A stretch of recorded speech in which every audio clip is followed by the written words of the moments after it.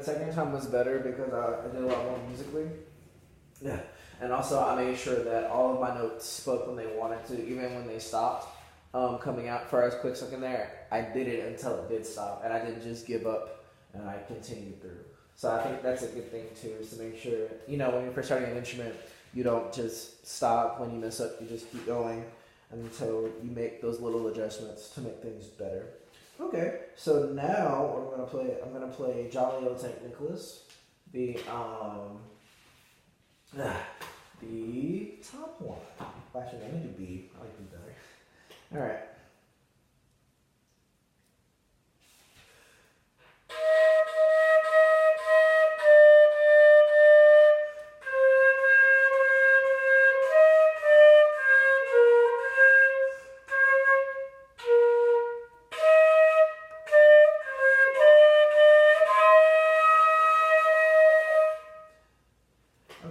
So, interesting thing with number 32, it's a duet, so I would have to stop and explain it to the kids, obviously. Also, they've seen her from outer, but I'd also just point it out just because it's a musical marking. What I most likely do is like, okay, who wants to play A as a solo? And I would make whoever did that, not make, but ask or have them volunteer to play A while I just play B. And I think, you know, maybe have them standing in front of class and stuff like that. One, teaches performance because they're performing in front of people, and that's just something that the more you do it, it'll get better. And I think that's something that kids miss out on at a younger age, but I feel like we can incorporate that in various ways. But yeah, because kids like showing off what they can do. Well, most kids.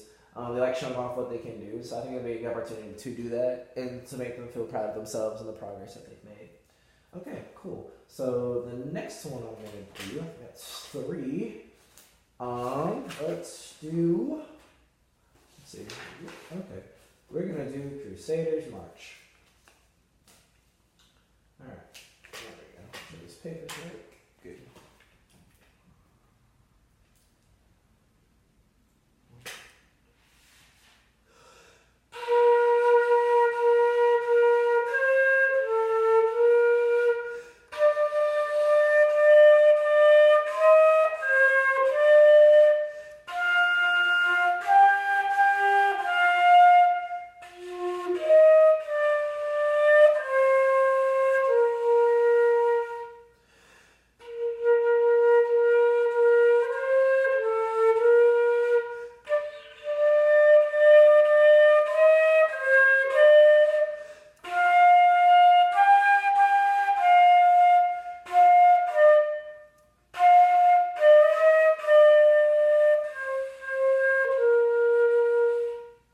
Okay, so with this one, what I did was I did crescendo the second time through on the last note, just because that's the end of the piece. And then last but not least, we're going to play Sweetly Sing the Donkey.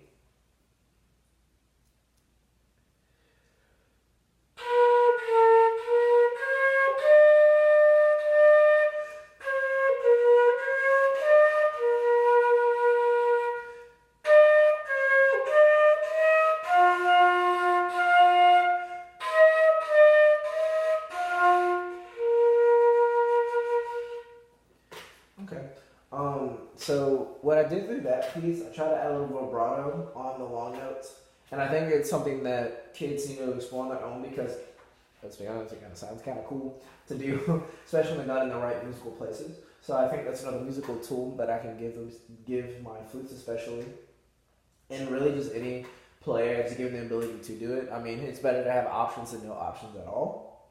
So I think giving them that musical option would benefit them in the future. And I'm going to do another one, because why not?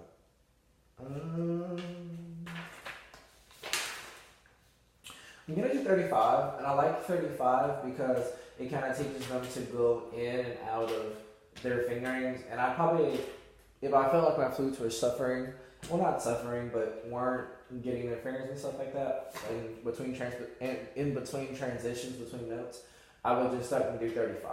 So we're going to do 35 right now to kind of go through that.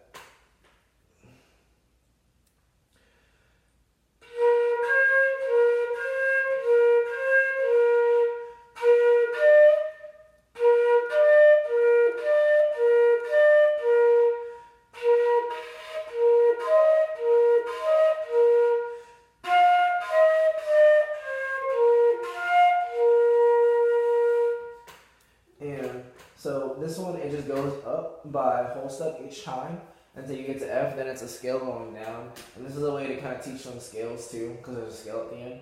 And I think it's good because it kind of teaches and trains their fingers to go in between those transitions that are really bad. So say from B flat, which is one thumb, one pinky, all the way to E flat, which is 2, 3, 1, 2, 3 pinky. That's a lot of fingers. So you gotta, especially things like that, you gotta be on the outlook for things like that, and make sure when you're doing your score study that you see those things and have things in place to fix them if a problem does arise.